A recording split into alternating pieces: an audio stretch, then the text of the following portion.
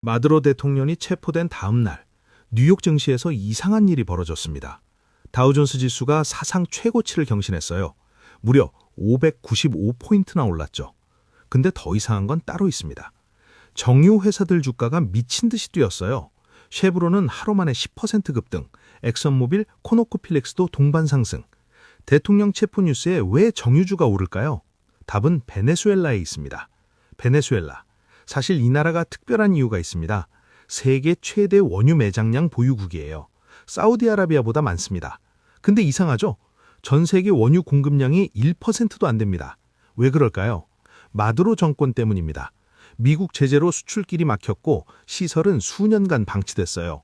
세계 최대 유전을 갖고도 하루 90만 배럴밖에 못 팔았습니다.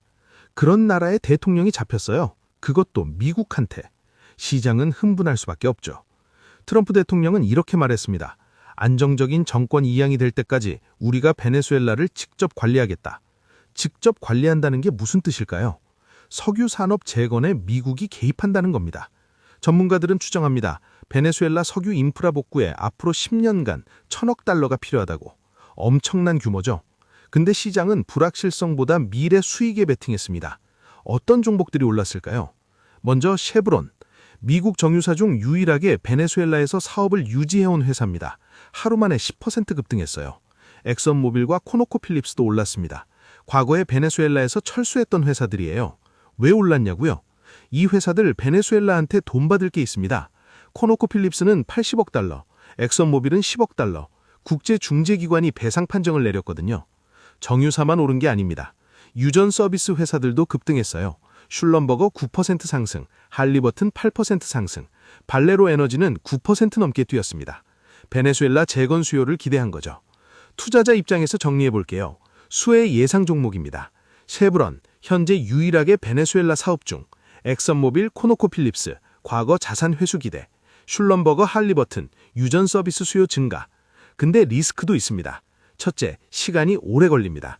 수년간 방치된 인프라 복구에 최소 몇 년은 걸린다는 분석이에요. 둘째, 법적 불확실성.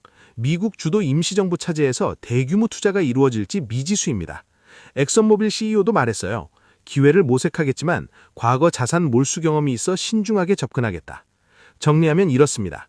마두로 체포는 단순한 정치 뉴스가 아닙니다. 세계 최대 산유국의 문이 열릴 수 있다는 신호예요. 시장은 이미 반응했습니다. 정유주 급등, 다우지수 사상 최고치. 물론 당장 수익이 나는 건 아닙니다. 인프라 복구에 시간이 걸리고 불확실성도 여전히 남아있죠. 하지만 방향은 정해졌습니다. 베네수엘라 석유가 다시 세계 시장에 나올 때 어떤 기업들이 수혜를 볼지 지금부터 지켜볼 필요가 있습니다. 베네수엘라 석유, 이제 시작입니다. 앞으로 어떤 일이 벌어질지 줍스에서 계속 지켜보겠습니다. 다음 영상에서 찾아뵙겠습니다. 감사합니다.